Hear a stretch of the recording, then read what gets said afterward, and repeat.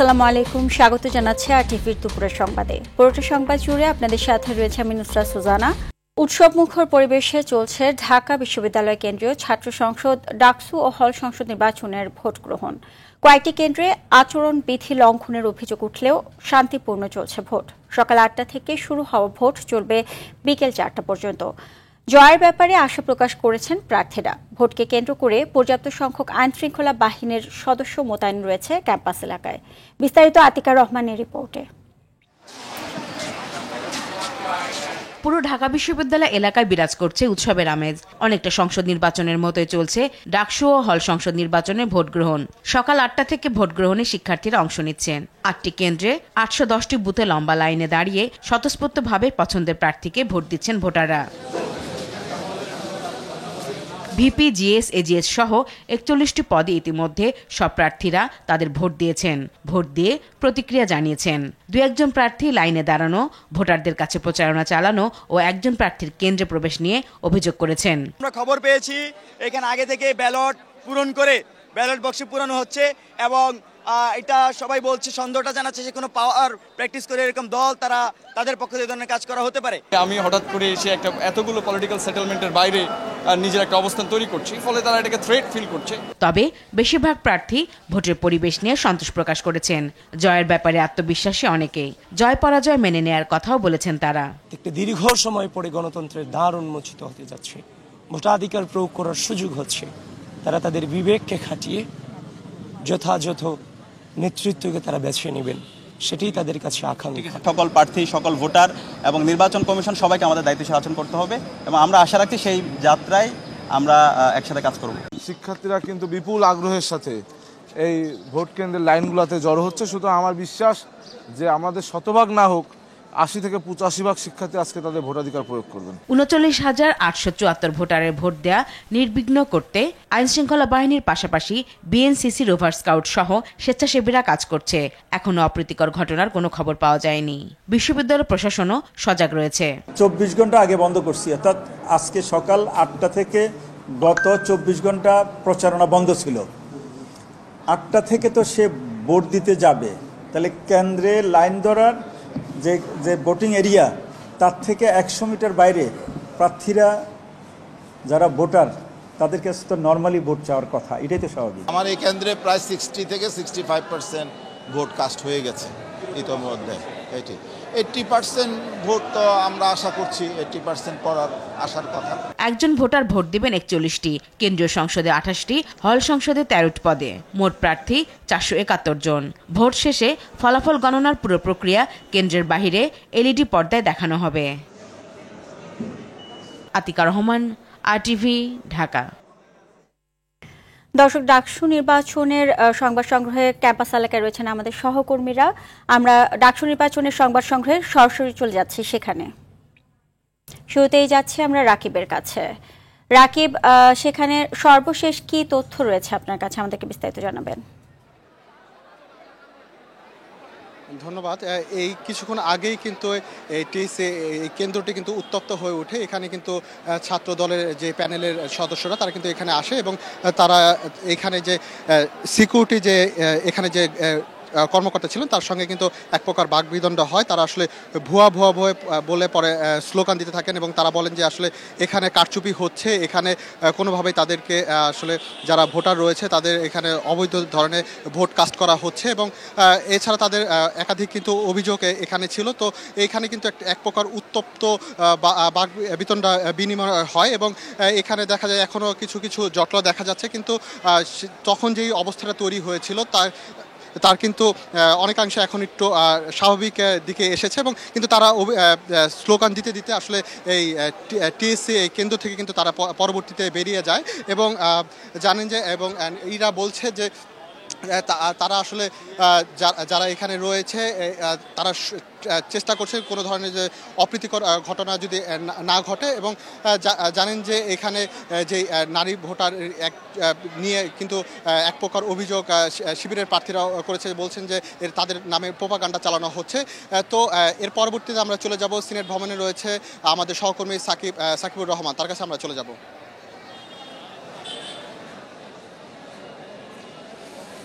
রাকিব, আসলে সিনেট ভবনেও কিন্তু উৎসবমুখর পরিবেশে ভোট গ্রহণ চলছে। এখানে যে কয়েকটি হলের ভোট নেওয়া হচ্ছে সেখানে আমরা কিছুক্ষণ আগে রিটার্নিং কর্মকর্তার সঙ্গে কথা বলেছি। তিনি যেটি বলেছেন 65 থেকে 70% ভোট এখন পর্যন্ত কালেক্ট হয়েছে এবং তিনি আশা করছেন 80 থেকে 85% বা 90% ভোট কালেক্ট হতে পারে।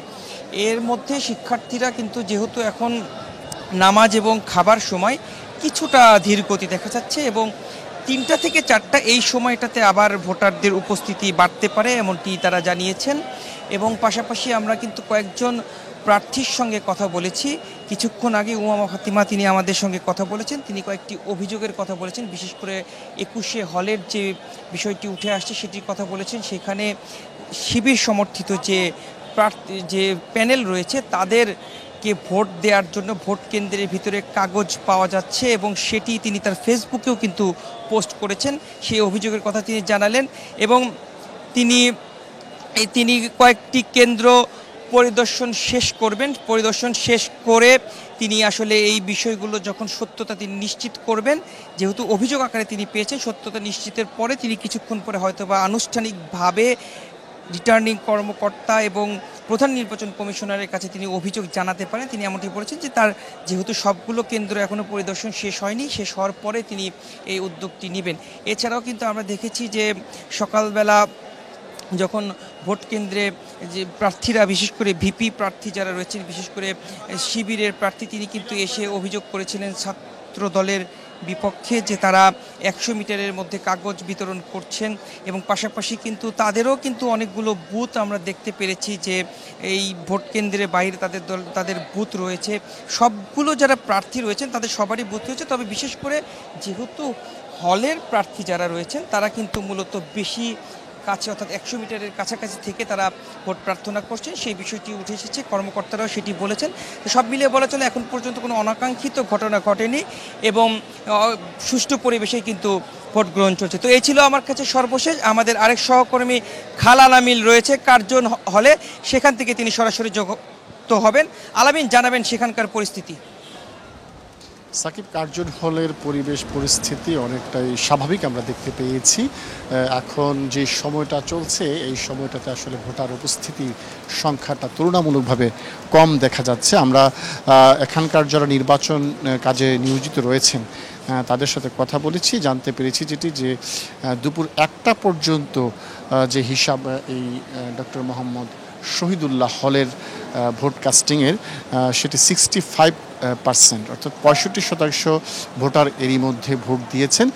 যদি 1টা থেকে 2টা পর্যন্ত সংখ্যাটা হয়তো কিছুটা হলেও বেড়ে গেছে। সবাই আশা করছেন যে ভোটার উপস্থিতি শেষ পর্যন্ত এই 80% পর্যন্ত পৌঁছতে পারে, কারণ সকাল থেকেই ভোটারদের উপচে পড়া ভিড় লক্ষ্য করা গেছে এই কার্জন হল কেন্দ্রে। কার্জন হলে মূলত সায়েন্স ফ্যাকাল্টির যে 3টি হল রয়েছে, ডক্টর মোহাম্মদ শহীদুল্লাহ হল, অমর 21শে হল সহ 3টি হলের ভোটাররা এখানে এসে ভোট দিচ্ছেন। এই শহীদুল্লাহ হলে মোট ভোটার সংখ্যা রয়েছে 2007। এরই মাঝে 1200 ভোটারের মতো ভোট দিয়েছেন, 1200 বেশি ভোট দিয়েছেন এবং সংখ্যাটা যে ক্রমান্বয়ে বাড়বে সেটি কিন্তু এখন সেই উপস্থিতি দেখে বলা যাচ্ছে। আমরা মাঝের 1 ঘন্টা দেখেছি অনেক উপস্থিতি কম ছিল, এখন আবার ভোটাররা আস্তে আস্তে এখানে আসছেন। আমরা দেখছি যে বাইরের যে পরিবেশটি রয়েছে, যারা সাধারণ ভোটার রয়েছেন তারা ভোট দিয়ে বাইরে উৎসবমুখর এক পরিবেশে তারা অবস্থান করছেন। যদিও মাঝে মাঝেই বৃষ্টি এসে সেই উৎসবে কিছুটা বাধা সৃষ্টি করছে, তারপরেও কিন্তু এই যে দীর্ঘ 6 বছর পর ডাকসু নির্বাচন হচ্ছে এবং বলা যায় যে এখন পর্যন্ত ছোটোখাটো অভিযোগ ছাড়া নির্বাচনটিকে প্রশ্নবিদ্ধ করার মতো বড় কোনো অভিযোগ কিন্তু কারো পক্ষ থেকেই উঠে আসেনি এবং সাধারণ শিক্ষার্থীরাও গত 19 সালের নির্বাচনে যেভাবে একটি থমথমে পরিবেশের মধ্য দিয়ে এই ভোট কেন্দ্রে গিয়েছিলেন সেই পরিবেশটি কিন্তু কোথাও নেই। এর একটি বড় কারণ এমনটা হতে পারে যে গত নির্বাচনে আমরা দেখেছি যে হলগুলোতে ভোট কেন্দ্র স্থাপন করা হয়েছিল, প্রত্যেকটি হলে তাদের নিজস্ব ভোটাররা ভোট দিতেন। এবার হলের বাইরে 8টি ভোট কেন্দ্রের মাধ্যমে বিশ্ববিদ্যালয়ের 18টি হলের যে শিক্ষার্থী রয়েছেন তারা ভোট দিচ্ছেন। এই কারণে হয়তো যে উৎসবমুখর পরিবেশ সেটি অনেকটাই বেশি দেখা যাচ্ছে এবং সাধারণ শিক্ষার্থীরাও কিন্তু আমরা দেখছি যে সব জায়গায় তাদের একটি উৎসব মুখরতা লক্ষ্য করা যাচ্ছে।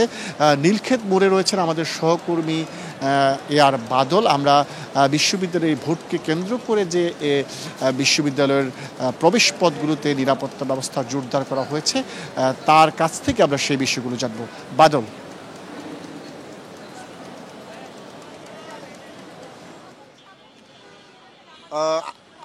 আলামিন, আমরা সকাল থেকেই দেখছি যে নিরাপত্তা ব্যবস্থা মোটামুটি জোরদার রয়েছে। কোনো রকম এখন পর্যন্ত অপ্রীতিকর ঘটনার খবর আমরা পাইনি। আমরা এই ঢাকা বিশ্ববিদ্যালয়ের যে সব প্রবেশ পথ আছে সবগুলো প্রবেশ পথেই ঠিক একইভাবে চেক হচ্ছে এবং তল্লাশি চালিয়ে সবাইকে প্রবেশ করতে দেয়া হচ্ছে। আমরা যে প্রক্টোরিয়াল টিম রয়েছে, নিরাপত্তা রক্ষাকারী বাহিনীর সদস্যরা রয়েছে, তাদের সাথে কথা বলেছি। তারা বলেছেন যে এখন পর্যন্ত কোথাও অনাকাঙ্ক্ষিত কোনো ঘটনা ঘটেনি এবং কোথাও আইন শৃঙ্খলার অবনতি হয়নি, এরকম কোনো খবর তাদের কাছেও নেই। খুব সুষ্ঠুভাবে সুন্দরভাবে নিরাপত্তার মধ্য দিয়ে সবাই প্রবেশ করছেন এবং ভোট দিচ্ছেন এমন একটি পরিস্থিতি আমরা দেখেছি এবং গেটগুলোতে আমরা দেখেছি উচ্ছেক জনতার ভিড় রয়েছে। শুধু ভোটার এবং শিক্ষক ছাড়া কাউকেই প্রবেশ করতে দেয়া হচ্ছে না এবং এক্ষেত্রে যারা এর ভিতরে বসবাস করেন বা যারা ঢাকা বিশ্ববিদ্যালয়ে কাজ করেন তাদেরকেও বিশেষ পাস দেখিয়ে প্রবেশ করতে হচ্ছে। তো এখন পর্যন্ত সুষ্ঠুভাবে ভোট পরিচালিত হচ্ছে এবং নিরাপত্তার মধ্য দিয়ে আর মাত্র 2 ঘন্টা বাকি আছে। এই 2 ঘন্টা পরে ভোট গণনা হবে, ফলাফল ঘোষণা হবে, তখন পর্যন্ত এই নিরাপত্তা বলয় অক্ষত অবস্থায় থাকবে। সুজানা। জি, আপনাদের সবাইকে অসংখ্য ধন্যবাদ। ডাকসু নির্বাচনে ছাত্রদল সমর্থিত প্যানেলের জয়ের ব্যাপারে আশাবাদী বিএনপি। নির্বাচন নিয়ে কোনো শঙ্কা নেই বলেও জানান দলের স্থায়ী কমিটির সদস্য গয়েশ্বর চন্দ্র রায়। জাতীয়তাবাদী মহিলা দলের প্রতিষ্ঠা বার্ষিকী উপলক্ষে শহীদ প্রেসিডেন্ট জিয়াউর রহমানের সমাধিতে শ্রদ্ধা নিবেদন শেষে এসব কথা বলেন তিনি। আগামী জাতীয় নির্বাচনে জয়ী হলে স্বনির্ভর দেশ করবে বিএনপি বলেও জানান গয়েশ্বর।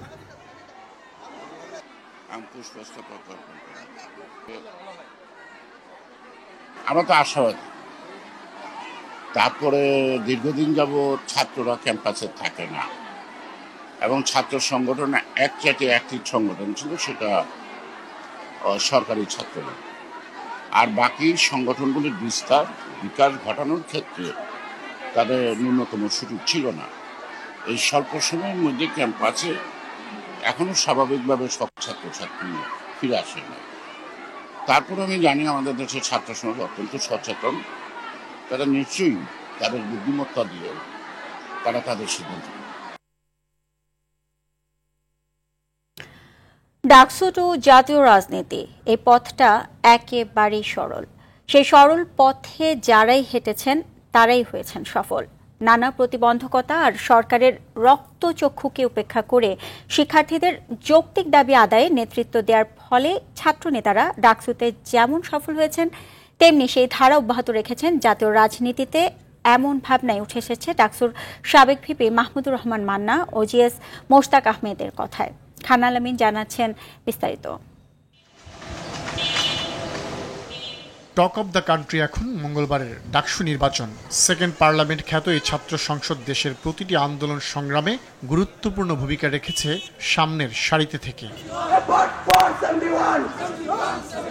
প্রতিষ্ঠার পর থেকে মোট 37 বার এবং স্বাধীন বাংলাদেশে মাত্র 7 বার ডাকসু নির্বাচন হয়েছে। যারা ভিপি, জিএস কিংবা এজিএস নির্বাচিত হয়েছেন, পরবর্তীতে তাদের অনেকেই পা বাড়িয়েছেন জাতীয় রাজনীতিতে। সেখানেও সাফল্য পেতে খুব একটা বেগ পেতে হয়নি তাদের। শুধু ডাকসু নয়, এছাড়া অন্যান্য যত ইউনিভার্সিটি আছে, চট্টগ্রাম বলি, আমি তো চাকসুতেও ছিলাম, রাকসু, জাকসু, বাকসু, সব জায়গার যারা ভিপিজিএস ছিলেন তারাও রাজনীতিতে থাকবারই চেষ্টা করেছেন। আমাদের মতো অনুন্নত দেশে শিক্ষার হার যেখানে খুব বেশি হয়, সেখানে ছাত্রদের পাশ করবার পরে এই রকম করে রাজনীতিতে যুক্ত হওয়াটাকে স্বাভাবিক এবং স্বাগতম মনে করি। কেউ কেউ বিভিন্ন পেশায় চলে গিয়েছে, চাকরিতে চলে গিয়েছে, সমাজকর্মে, ব্যবসায়, শিল্পে, সাহিত্যে চলে গিয়েছে, অনেকে বিদেশে দায়িত্ব পালন করেছেন। তবে যারা পরবর্তী পর্যায়ে জাতীয় রাজনৈতিক দায়িত্ব পালন করেছেন সবাই তাদেরকে চিনেন, তাদেরকে পরিচিত আছেন তারা। তো কাজে এটা অনেক সময় মনে হতে পারে ডাকসু কি শুধুই নেতা তৈরি করার যন্ত্র না। মাহমুদুর রহমান মান্না ও মুশতাক হোসেনের মতো মুক্তিযুদ্ধের পর প্রায় সব ভিপিজিএস নির্বাচিত হয়েছেন ক্ষমতাসীন সরকারের রক্তচক্ষুকে উপেক্ষা করে। কেবল 2019 সালের বিতর্কিত নির্বাচনে জিএস পদে ছাত্রলীগের গোলাম রাব্বানী ক্ষমতার ছায়াতলে থেকে নির্বাচিত হন। বাকি সবাই ছাত্রদের অধিকার সংগ্রামে নেতৃত্ব দিয়ে উঠে এসেছেন বলে মনে করেন তারা। ছাত্র মানে তরুণ যুবকদের প্রবণতাই হলো বিদ্রোহ করা, প্রতিবাদ করা। সো ওই প্রতিবাদকেই যুবকরা পছন্দ করে। যারা দেখে যে অন্যায়ের বিরুদ্ধে যারা বিদ্রোহ করতে পারে তাদের পক্ষে তারা থাকে, সেই হিসেবে তারাই সমর্থন পায়। সরকারের পক্ষে জয়লাভ করবার মতো প্রবণতা বা ছাত্রদের ওই দিকে প্রবণতা আমি এখন পর্যন্ত হয়েছে বলে মনে করি না। সরকারগুলো যখনই ক্ষমতায় বসে তাদের মধ্যে অনেক সময় স্বৈরতান্ত্রিক প্রবণতা দেখা দেয়। ছাত্ররাও চায় একটা ভারসাম্য করার জন্য একটা এমন কাউকে নির্বাচিত করে তারা যেন চ্যালেঞ্জ করতে পারে। অ্যান্টি এস্টাবলিশমেন্ট, প্রাতিষ্ঠানিকতা বিরোধী একটা মনোভাব থেকে ছাত্ররা এখানে ডাকসুতে এবং অন্যান্য বিশ্ববিদ্যালয়ে ভোট দিয়ে থাকে। 5 বছর পর হতে যাওয়া নির্বাচনের বিদ্যমান পরিবেশ নিয়ে সন্তুষ্ট ডাকসুর সাবেক এই দুই নেতা। তারা মনে করেন যারাই গুরুত্বপূর্ণ পদে বিজয়ী হবেন তারাই জাতীয় রাজনীতিতে নিজেদের অবস্থান তৈরি করতে পারবেন এবং 24 চেতনাকে ধারণ করে সামনের দিকে এগিয়ে যেতে যাবে। খান আলামিন, RTV, ঢাকা। জুলাই আগস্টের গণঅভ্যুত্থানে মানবতা বিরোধী অপরাধের মামলায় সাবেক প্রধানমন্ত্রী শেখ হাসিনা সহ 3 আসামির বিরুদ্ধে 14 দিনের সাক্ষ্য গ্রহণ চলছে। বিচারপতি মোহাম্মদ গোলাম মর্তুজা মজুমদারের নেতৃত্বাধীন 3 সদস্যের আন্তর্জাতিক অপরাধ ট্রাইব্যুনাল 1-এ আজ 6 জন সাক্ষী দিবেন বলে প্রসিকিউশন থেকে জানানো হয়েছে। এই মামলায় এখন পর্যন্ত রাজসাক্ষী চৌধুরী আব্দুল্লাহ আল মামুন সহ মোট 39 জনের সাক্ষ্য গ্রহণ ও জেরা শেষ হয়েছে। এদিকে বিচারপতি নজরুল ইসলাম চৌধুরীর নেতৃত্বাধীন আন্তর্জাতিক অপরাধ ট্রাইব্যুনাল 2-এ রংপুরের বেগম রোকেয়া বিশ্ববিদ্যালয়ের শিক্ষার্থী আবু সাইদ হত্যা মামলায় 4র্থ দিনের সাক্ষ্য গ্রহণ চলছে। বিক্ষোভে উত্তাল নেপাল। গতকাল পার্লামেন্ট ভবনে আগুন দেওয়ার পর আজ ফের কারফিউ উপেক্ষা করে সেখানে অবস্থান নেয় বিক্ষোভকারীরা। একাধিক মন্ত্রীর বাড়িতে আগুন দিয়েছে তারা। দেশটির অন্যান্য জেলায় ও বিক্ষোভ ছড়িয়ে পড়েছে। প্রচণ্ড চাপের মুখে সামাজিক যোগাযোগ মাধ্যমের ওপর নিষেধাজ্ঞা তুলে নেয় নেপাল সরকার। বিস্তারিত অর্ণব প্রসাদের রিপোর্টে। দ্বিতীয় দিনের বিক্ষোভে উত্তাল নেপাল। প্রথম দিনের বিক্ষোভ দমাতে গুলি করে 19 জনকে হত্যার প্রতিবাদে ফের কাঠমান্ডুর পার্লামেন্ট ভবনের সামনে জড়ো হন তরুণরা। বিক্ষোভ ছড়িয়ে পড়েছে কালিঙ্কি, ছাপাগাঁও সহ দেশটির বিভিন্ন এলাকায়। কাঠমান্ডু ছাড়াও নতুন করে কারফিউ জারি করা হয়েছে ললিতপুর ও ভক্তপুর জেলাতেও। জেনজি জেনারেশনের ব্যানারে এই বিক্ষোভ দমনে সরকারের কঠোরতাকে ভালোভাবে নিচ্ছেন না দেশটির জনগণও। দেশটির তথ্য ও সম্প্রচার মন্ত্রীর বাসভবনে আগুন ধরিয়ে দিয়েছে বিক্ষুব্ধরা। হামলা চালানো হয়েছে উপপ্রধানমন্ত্রী ও সদ্য পদত্যাগকৃত স্বরাষ্ট্রমন্ত্রীর বাসভবনেও। এদিকে স্বরাষ্ট্রমন্ত্রীর পর আজ পদত্যাগ করেছেন কৃষিমন্ত্রীও। সরকার তরুণ প্রজন্মের গণতান্ত্রিক আন্দোলনে নির্বিচারে গুলি চালিয়েছে বলে সামাজিক যোগাযোগ মাধ্যম এক্স পোস্টে এ তথ্য জানান তিনি। অবস্থা ভয়াবহ রূপ নেয় সামাজিক যোগাযোগ মাধ্যমের ওপর নিষেধাজ্ঞা তুলে নিয়েছে নেপাল সরকার। গেল সোমবার দিনব্যাপী চলা রক্তক্ষয়ী সংঘর্ষে প্রাণ হারায় 19 আন্দোলনকারী, আহত হয় কয়েকশো। অর্ণব প্রসাদ, RTV। নারায়ণগঞ্জের 2500 গণপিটুনিতে আইনাল নামে এক ব্যক্তি নিহত হয়েছে। তবে আইনাল ডাকাত বলে দাবি স্থানীয়দের। গেল রাত 9টার দিকে উপজেলার প্রভাকরদি এলাকার এ ঘটনা ঘটে। আইনাল একই এলাকার মাহির মিয়ার ছেলে। রাতে অটোরিকশা থামিয়ে যাত্রীদের কাছ থেকে ডাকাতির চেষ্টার সময় এলাকাবাসী তাকে ধাওয়া দিয়ে ধরে গণপিটুনি দেয়। এতে ঘটনাস্থলেই তার মৃত্যু হয়। 2500 থানার অফিসার ইনচার্জ খন্দকার নাসির উদ্দিন বিষয়টি নিশ্চিত করেছেন। আজ পর্দা উঠছে এশিয়া কাপে টি-20-র শিরোপা জয়ের লক্ষ্য নিয়ে ইতোমধ্যেই সংযুক্ত আরব আমিরাতে অবস্থান করছে বাংলাদেশ ক্রিকেট দল।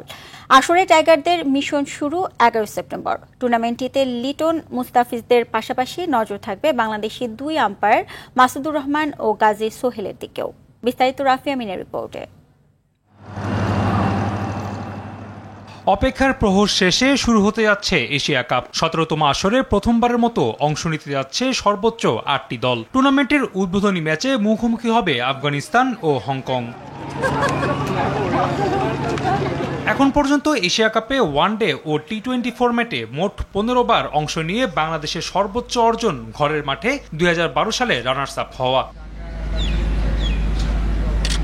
এবার সেটাকে ছাপিয়ে শিরোপায় নজর রাখছেন জাকের আলী অনিক। রোববার দেশ ছাড়ার আগে এমনটাই জানান এই ব্যাটার। জিমের অবস্থা সবসময় ভালো ছিল, ওভারঅল আমাদের প্রিপারেশন খুবই ভালো হয়েছে, ফিটনেস থেকে শুরু করে নেদারল্যান্ড সিরিজ, তো আমরা সেখানে ভালো কিছু আশা করছি। টুর্নামেন্টে অংশ নেওয়ার আগে লম্বা সময় অনুশীলন ক্যাম্প করেছে টাইগাররা। খেলেছে নেদারল্যান্ডসের বিপক্ষে টি-20 সিরিজ। সকল প্রস্তুতি শেষ করে টাইগাররা এখন আবুধাবিতে। এখানেই 11 তারিখ হংকংয়ের বিপক্ষে শুরু টাইগারদের এশিয়া শ্রেষ্ঠত্বর লড়াই। এরপর 13 তারিখ শ্রীলঙ্কা ও 16 তারিখ আফগানিস্তান ম্যাচ।